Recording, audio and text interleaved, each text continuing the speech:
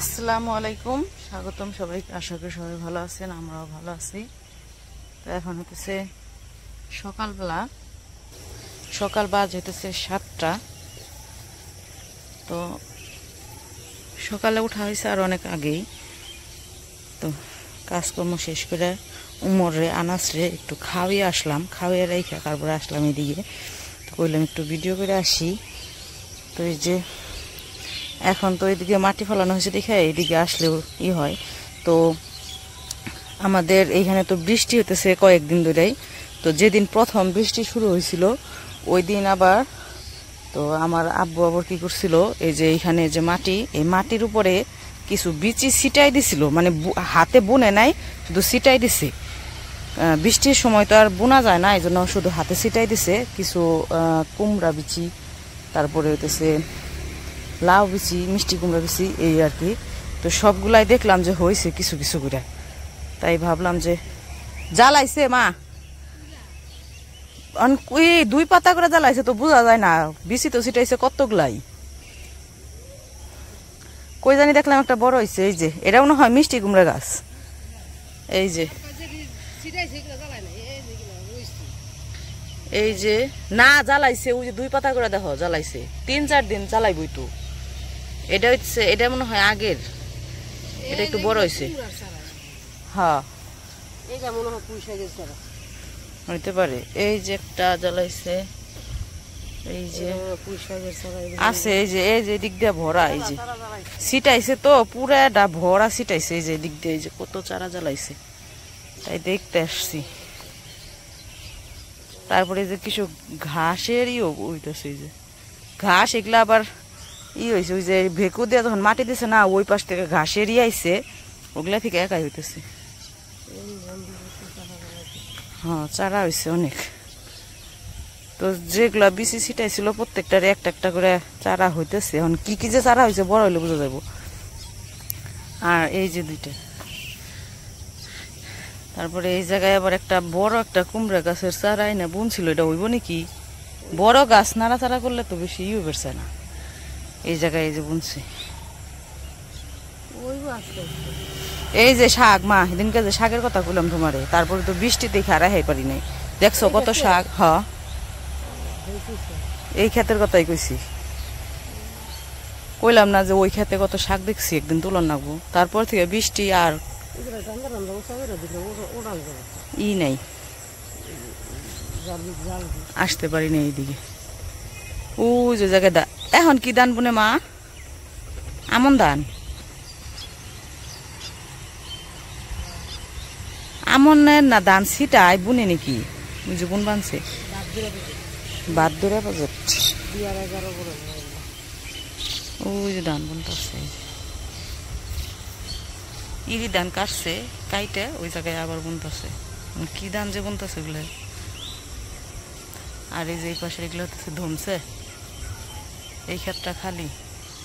আর এই যে এই ক্ষেতটা হইতেছে বিক্রি হয়ে গেছে, এই ক্ষেত। তারপরে যে এই পুরাটা ওই যে দিছে, এটা পুরাটা বিক্রি হয়েছে পল্লী বিদ্যুতের কাছে, সরকারি পল্লী বিদ্যুৎ অফিসের। যেই এই জায়গায় হলো পল্লী বিদ্যুতের অফিস বানাইবো, কি জানি বানাইবো মা এই জায়গায়,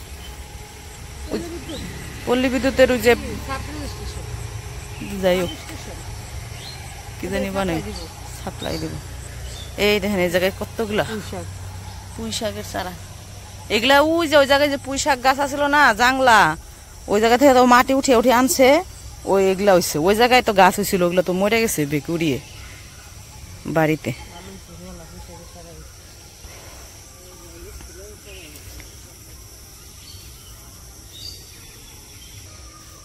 তো এদিক দিয়ে হাঁটতে ভালোই লাগে, একটা মনে সুখ সুখ ফিল হয় যে কোনো একদিন ভবিষ্যতে এই জায়গায় আমার একটা বাড়ি হবে ইনশাল্লাহ, দোয়া করবেন।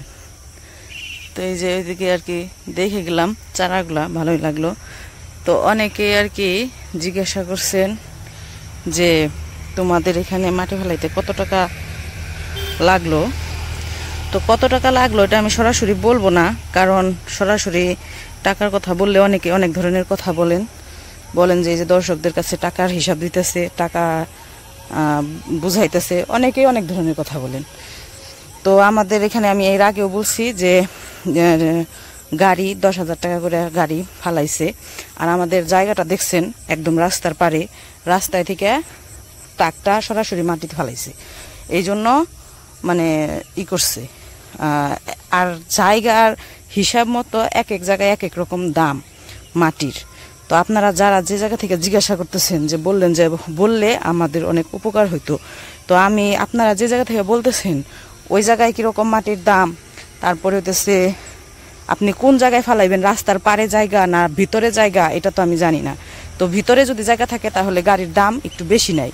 মানে আমাদেরটা তো একদম রাস্তা থেকে ফালাইছে, ওইখান থেকে গাড়ি এখানে আসছে, বেকু দিয়ে আনছে। তো এই জন্য একরকম দাম। আবার যদি রাস্তার পার রেখে ওই ভিতরে ফালাইতো তাহলে আরেক রকম দাম হইতো মাটির আর কি। তো এক এক রকম দাম। আর যারা ফালাইছে তাদেরকে আমি আর কি চুক্তিতে দিয়ে দিছিলাম, তো তারা আর কি চুক্তিতে ফালাইছে। তো অতটা আর কি গাড়ির হিসাব আমরা রাখি নাই। তো এখন কি বলবো, আমাদের এখানে যে গাড়ির যে হিসাব, ওই হিসাবে ফালাইতে গেলে আমরা যদি নিজেরা ফালাইতাম তাহলে 11,000 টাকা করে গাড়ি লাগতো। আর যেহেতু চুক্তিতে দিছি,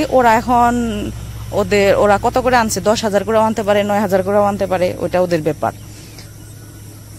তো এই হইতেছে কথা। তো আপনারা কেউ কিছু মনে করবেন না, কারণ মাটি কি যে কোনো বিষয়ে টাকার হিসাব বললে অনেকে অনেক ধরনের কথা বলে। তো আপনারা কেউ কিছু মনে করবেন না।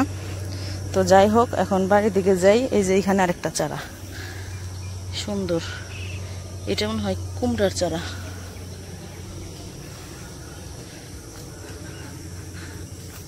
ওই যে কলাগুলা মনে হয় পাকতাছে। এই জায়গা থেকে ওই দিন কচুর লতি উঠিয়ে নিয়ে খাওয়া হয়েছে, কচু গাছগুলা কাইটা ফেলাইছে।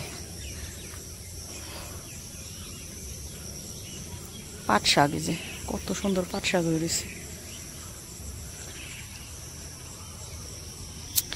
এই যে এখানে গরুর ঘাস আছে, তো এইটার যে নিচের যে গুঁড়া আছে ওগুলা বুনলে ঘাস হয়। তো ওই দিন বলতেছে এখান থেকে ঘাসের গুঁড়াগুলো আইনা এই দিক দিয়ে বুনে দিব, বুনে দিলে হইব। তো পরে চিন্তা করলাম যে আসলেই এই দিক দিয়ে যদি ঘাস বুনে দিই, চারোপাশ দিয়ে আর কি ঘাস হইলে পরে পরবর্তীতে যদি আমরা আর কি চিন্তা ভাবনা আছে গরু পালার, তো পরবর্তীতে যদি আল্লাহ দেয় আর কি গরু যদি পালতে পারি তাহলে ওই ঘাসগুলো আবার খাওয়াইতে পারবো। এমনি অবশ্য চকে ঘাস আছে, সমস্যা নাই। তারপরেও এই সাইড দিয়ে বুনে দিলে মাটিগুলো একটু কমই হইব, ঘাসে আর কি মাটিটা চাপ দিয়ে রাখবো। পাখি কি সুন্দর ডাকে।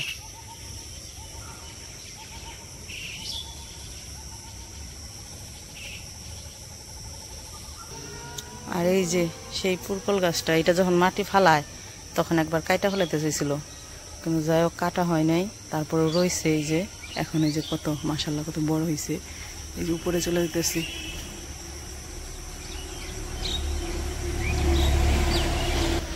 আর এই যে পুঁইশাক গাছ এগুলো পরে বোনা হয়েছে। আগের যেগুলো আসলো ওগুলো মাটির তলে চলে গেছে, ওই নিচে আসছিল, পরে হইতেছে এগুলো।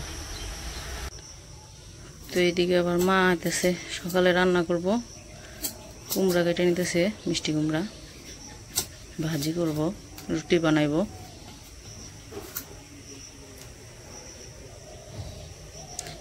এইগুলা কি জানি কয়, চুকলা মুকলা ওই ক্ষেতের উপরে ফালে থুই আহি, মাটির উপরে পয়সা সার হইব। বিচি যেগুলা ওগুলা জ্বালাইব, আর ওগুলা পয়সা মাটিতে পয়সা সার হয়ে যাবো। তরকারির কাইটা কুইটা চুকলা মুকলা যেগুলা থাকবো সব ওইনে ফালাইলে সার হইব পয়সাতে না।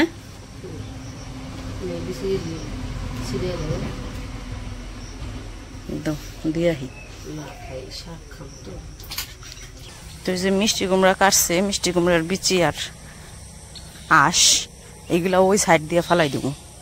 সাইড দিয়ে ফালাইলে বিচিগুলা গাছ হইব, আবার এইগুলা পয়সা সার হইব চুকলাগুলা। এই যে এই সাইড দিয়ে দিব,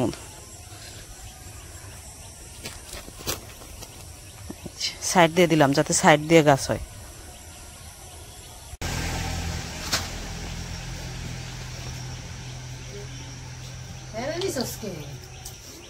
তো ওই পাশ থেকে এসে বসছি, হাইটা উঠে আসলাম। মা এদিকে যে সবজি কেটে নিতেছে, আমি কেটে নিতেছি, তারপরে রান্না করবো।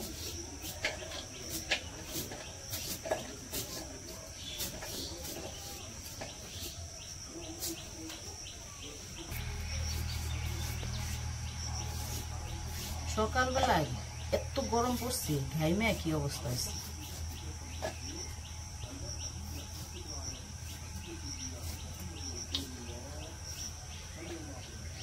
যে বৃষ্টি নামছে কদিন ধরে, যাবো ধান নেওয়া হবেনছে, তারপর কষ্ট হবেনছে।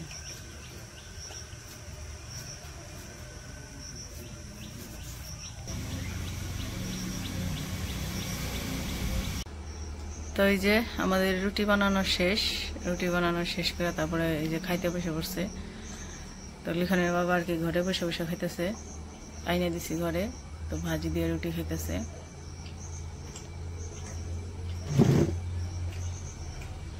তো সকালবেলায় অনেক কথা বলছি, তো কেউ কিছু মনে করবেন না। তো ভিডিওটা কেমন লাগলো অবশ্যই জানাবেন। তো আজকের ভিডিও আর বড় করবো না, আজকে এই পর্যন্তই। সবাই ভালো থাকবেন, সুস্থ থাকবেন, আর আমাদের পাশে থাকবেন। আল্লাহ হাফেজ।